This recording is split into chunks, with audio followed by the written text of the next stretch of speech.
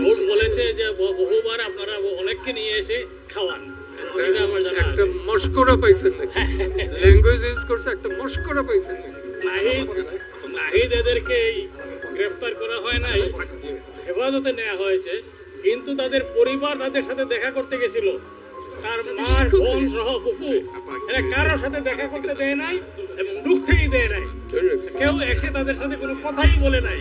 এর থেকে বোঝা যায় যে এদেরকে ডিটেইল করা হয়েছে, গ্রেফতার করে নিয়ে রাখা হয়েছে। জি, আমরা বলতে চাচ্ছি দুটো কথা এখানে বলা হয়েছে। লাইভ গুলি ছড়ানোর কথা অ্যাডভোকেট মনজুরুল ইসলাম বলেছেন। আরেকটি বিষয় আমাদের ছিল যে আমাদের সংবিধানে পরিষ্কারভাবে 102 ধারায় বলা আছে যে কাউকে যদি কোনো আইনি ক্ষমতা ছাড়া বা বেআইনিভাবে কারো হেফাজতে রাখা হয়, এখানে খেয়াল করবেন আটক রাখার কথা বলা হয়নি, ডিটেনশনের কথা বলা হয়নি, কোনো ম্যাজিস্ট্রেটের আদেশের কথা বলা হয়নি, শুধু বলা হয়েছে কাউকে যদি অন্য কারো কাছে বেআইনিভাবে অথবা আইনি কোনো ক্ষমতা বহির্ভূতভাবে রাখা হয় তার হেফাজতে, এটা নিয়ে আদালত নির্দেশ দিতে পারবে তাকে সেখান থেকে মুক্ত করানোর জন্য। আমরা সেই আদেশটি চেয়েছি। এখানে ডিবির থেকে আমরা শুনেছি বারবার বিভিন্ন জায়গায় টেলিভিশনের পর্দায় আমাদের পত্রপত্রিকার মাধ্যমে তাদের পরিষ্কার স্টেটমেন্ট যে ওনাদের হেফাজতে এই 6 জন ছাত্র আছেন। তারা বারবার বলেছেন, সবার কাছে স্বীকার করেছেন, তাদের সাথে তারা খাওয়া দাওয়া করছেন, এটাও দেখিয়েছেন, কিন্তু কোথায় তারা বলছেন যে তারা তাদের সম্মতি নিয়ে তাদেরকে কাছে রেখেছেন, এই কথাগুলো আমরা পাচ্ছি না। তাদের পরিবার তাদের সাথে দেখা করতে চেষ্টা করেছে, তাদের শিক্ষকগণ তাদের সাথে দেখা করতে চেষ্টা করেছেন, তাদের কাউকে দেখা করতে দেওয়া হয়নি। ডিবির একজন অফিসার সেখানে বের হয়ে বলেছেন যে তারা দেখা করতে পারবেন না। তো তারা যদি ওখানে স্বেচ্ছায় যায়, তাদেরকে যদি আটক না রাখা হচ্ছে, তাহলে কেন কারোর সাথে তাদেরকে কথা বলতে দেওয়া হচ্ছে না, তাদেরকে কারোর সাথে দেখা করতে দেওয়া হচ্ছে না? নতুন এক্সপেল এর নতুন ফর্মুলা আরপিএম এর ফুয়েল অ্যাকশনে ঘরের মশা বাঁচবে না, বাইরের মশা আসবে না। তারা নিজেদের মতো কেন এই মুহূর্তে চলাফেরা করতে পারছে না? আমরা এই বিষয়টা কোর্টের সামনে তুলেছি। আমরা আশা করছি কোর্ট এই ব্যাপারে সঠিক জবাব দেবে এবং এটা আপনাদের সকলের জানা উচিত, বিশেষ করে যারা আপনারা নতুন প্রজন্মের। এই ধরনের আদেশ আমাদের এই আদালত শত শত কেন হাজার হাজার বার দিয়েছে। মিলিটারি সামরিক শাসনের আমলে দিয়েছে, জরুরি অবস্থার মধ্যে কিছু কিছু দিয়েছে, কিন্তু সামরিক শাসন আমলে অনেক দিয়েছে।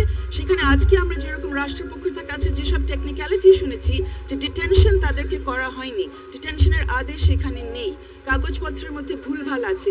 যখন একজনের জীবনের অধিকার নিয়ে এখানে কথা হচ্ছে, যখন ব্যক্তি স্বাধীনতা নিয়ে কথা হচ্ছে, তখন টেকনিক্যালিটি দেখাতে হয় না, সংবিধান বুঝতে হয়, সংবিধানের মধ্যে কার কি দায়িত্ব রয়েছে সেটা বুঝতে হয়।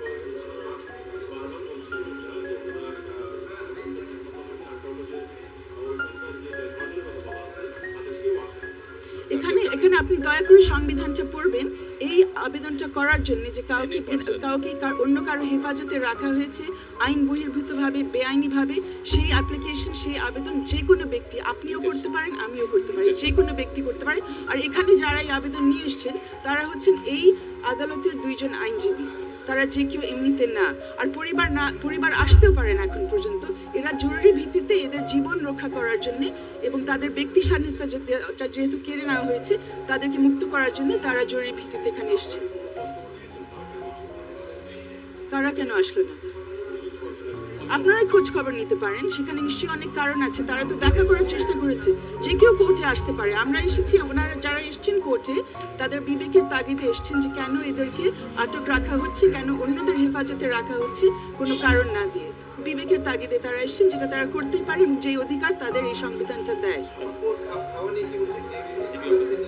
আমি শুনি নাই। কোর্ট বলেছে যে বহুবার আপনারা অনেককে নিয়ে এসে খাওয়ান, এটা আমার জানা আছে। একটা মস্করা পাইছেন নাকি?